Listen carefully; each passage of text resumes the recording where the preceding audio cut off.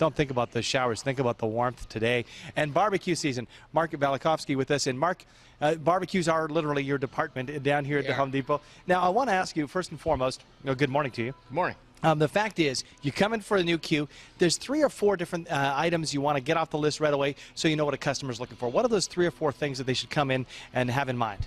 Well, I think the first thing you have to talk about is what type of fuel do you need? Are you in a place where you can only use propane or natural gas? Do you have the ability to use charcoal? Do you have none of that ability and you can use electric? So you have many different choices as to fuel, as to how the barbecue is going to be fueled. And then you decide what type of barbecue, as far as the number of burners, the size that you need for your family and for entertaining. And then, do you want a side burner? Do you want the extras?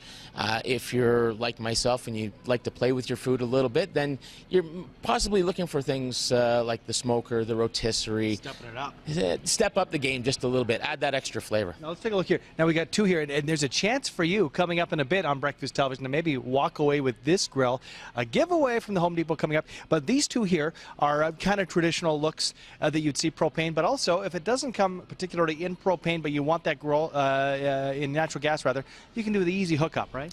Well, that's correct. With both the KitchenAid and the Brinkman, both have conversion kits available, and you just get your gas fitter to hook up the conversion kit for you, and you've got natural gas. With both of these barbecues, you're talking about electronic ignition. You've got, in the KitchenAid, you've got the trusted KitchenAid burners. You've got the side burner, 12,000 BTUs per burner. The nice thing about the KitchenAid is it's almost a complete barbecue for anybody because it comes with the grill cover as well.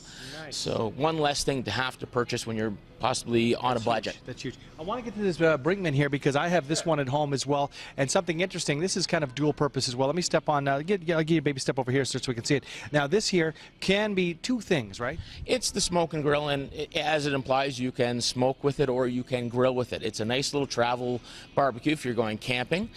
You've caught the fish during the day and you want to smoke them instead of just putting them on the grill. There's a nice little tray here inside to put your wood chips so you can smoke, and you put your charcoal on the bottom. You ignite your chips that way. They smoke, they smolder, they add the extra flavor to your food. Less than $100 for this thing. $89, it's a steal. And that's the thing, right? You think you don't have enough money for a barbecue. Coming up in a bit, you're going to help us with this. I'm wrapping up here, but accessories, you got them if your queue's broken. Oh, yes. Okay. That's coming up in a bit. That tipping point between, do I get the new queue? Is it just the ignition? Or, you know what, it's time to have that rust bucket covered. Need that perfect cover. That's coming up in a bit.